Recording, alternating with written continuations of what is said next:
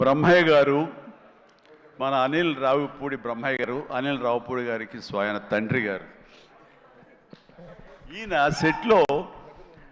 సెట్లో ప్రతిరోజు ఉండి తన కొడుకు యొక్క ఎదుగుదలని, కొడుకు పనితనాన్ని, కొడుకు సక్సెస్ని చూసి ఎంతగా ముచ్చటగా పుత్రోత్సాహాన్ని అనుభవిస్తున్నాడంటే ఒక్కోసారి నాకే కుళ్ళు వస్తుంది. నన్ను మించిన పుత్రోత్సాహాన్ని అనుభవిస్తున్నాడు ఈయన. And wonderful.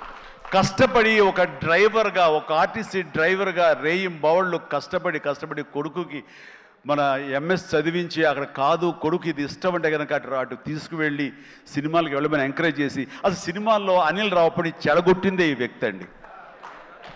నాన్న చిరంజీవి సినిమా రిలీజ్ అయిన నాన్న 8 ఏళ్ళ కుర్రాడంటే అరే పదరా అమ్మకి చెప్పరా వెళ్ళిపోదామని తీసుకెళ్ళి ఆ సినిమా చూసి ఆ డ్యాన్సులు చూసి ఆ వేసుకున్న బట్టలు ఏవైతే గ్యాంగ్ లీడర్ బట్టలు ఇంకో బట్టలు ఏవో ఆ బట్టలు అన్నీ అలాగే కుట్టించి టైలర్ దగ్గర కొడుకు యానివర్సరీస్లో స్కూల్లో డ్యాన్స్ చేస్తుంటే చూసి ఆనందపడిపోయేటువంటి అల్ప సంతోషి, ఆనందపడేంత గొప్ప వ్యక్తి.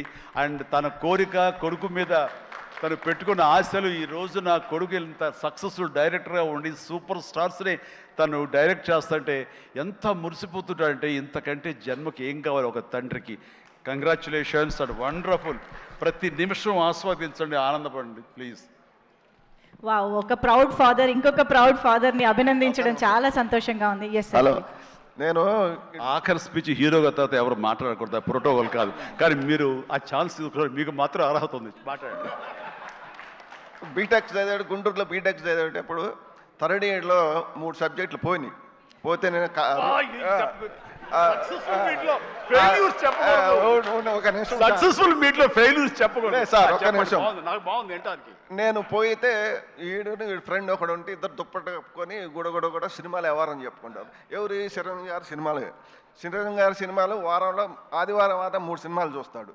నేను తర్వాత 3 సబ్జెక్టులు పోతే వాడిని పిలిచి అరే చిరంజీవి గారికి చెడ్డ పేరు తీసుకురాబాక, చిరంజీవి గారి సినిమాలు చూసి చెడిపోయారు అంటారు అని అక్కడి నుంచి భయం పెడితే అక్కడి నుంచి పూర్తి చేసి ఫస్ట్ మార్కులు తెచ్చుకొని తర్వాత చివరికి చిరంజీవి గారిని చూసి చిరంజీవి గారి దగ్గర చూస్తామా లేదా అనుకుంటే చిరంజీవి గారిని డైరెక్షన్ చేసే కాడికి వచ్చారంటే మాకు ఎంత అదృష్టమో చూడండి.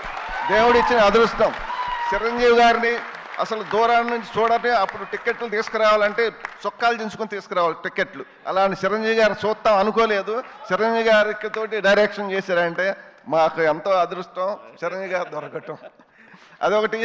మేము లాస్ట్ షెడ్యూల్లో ఫస్ట్ షెడ్యూల్ కేరళ షూటింగ్ చేస్తుంటే అంతమంది జనంలో నన్ను పిలిచి చిరంజీవి గారు భోజనం తీసుకెళ్ళి ఆయన చేతుల మీద భోజనం పెట్టాడు. అప్పుడు షూటింగ్ నేను పోతా సినిమా ఎట్లా వస్తుంది అని అడిగాడు. సార్ ఇది 400 నుంచి 500 కోట్లు కొట్టిద్దాను అప్పుడే అంటే అన్నాడు. ఎలా చెప్పగలిగామన్నాడు.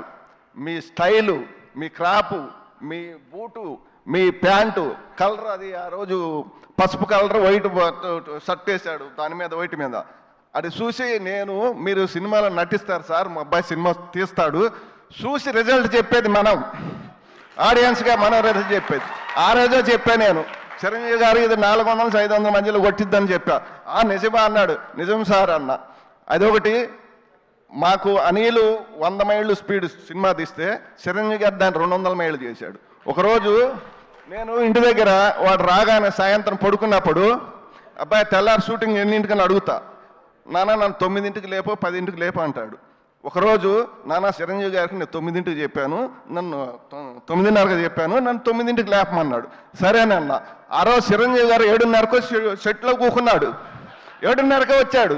7:30కి వచ్చి మాకు ఫోను, ఆదరణ లేపితే ఆదల బాధ తినలేదు, ఏం లేదు, ఆదల బాధ లగెత్తాం మేము.